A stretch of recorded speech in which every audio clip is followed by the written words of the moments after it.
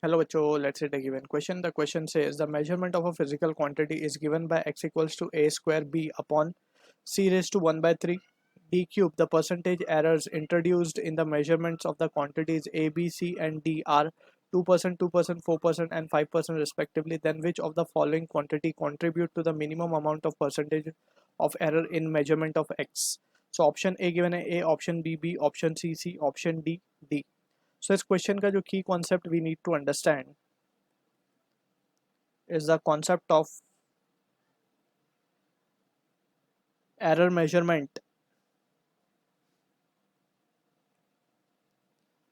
So we have studied, let's suppose we have certain formula that is z equals to कुछ इस तरीके से formula है a raised to p b raised to q upon c raised to r. इस तरीके से हमारे पास कोई equation है and we wish to find the percentage error in z or the calculation of z. So what we can write it, सबसे पहले हम इसको relative error के फॉर्म में लिखेंगे delta z upon z, that is change in measurement upon the original measurement या फिर error in measurement upon the actual value, that will be equals to. अब पावर वाली चीज को हम किस तरीके से लिखते हैं, इस तरीके से लिखा जाएगा delta A upon A.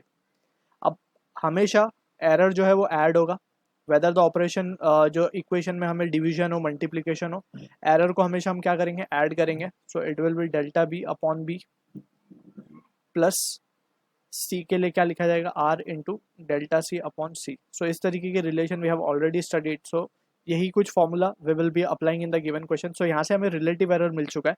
So just अब हम for getting the percentage error हम क्या करेंगे 100 से मल्टीप्लाई कर देंगे ईच टर्म को. So in order to get the percentage error. ठीक है. So using this result will try to analyse the situation given. और यहाँ पे हमें एक चीज़ और याद रखनी है कि यही वैल्यू जो हमने जो कैलकुलेशन की है यहाँ पे, इसकी मदद से we can calculate the maximum error right in the calculation of z. So यहाँ पे जो सिचुएशन हमें गिवन है उसके accordingly we have the value of x as a square b upon c raise to 1 by 3 d cube. ठीक है, इस तरीके से है. तो अब हम क्या कर सकते हैं कि एरर कैलकुलेट करने के लिए percentage error in x we can write it as to be 100% and that will be equals to a square b है तो इस तरीके से हम इसको लिखेंगे प्लस b के लिए तो कुछ नहीं है तो डेल्टा b, पावर में कुछ नहीं है उसके, delta b upon b into 100% plus 1 by 3 delta c upon c into 100%.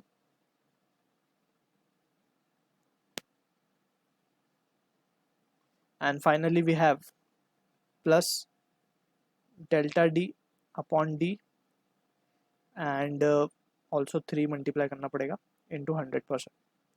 सो अगर हम ध्यान से देखें तो हमें परसेंटेज एरर गिवन है ABC में. सो ये वैल्यूज हमें गिवन है जो हम ब्रैकेट में लिख रहे हैं, this values are been given in the question. तो finally what we can write is therefore delta x upon x into 100% will be equals to 2 into a के अंदर परसेंटेज एरर गिवन है 2% प्लस b के अंदर अगर हम देखें तो b के अंदर 2% गिवन है ऑल्सो,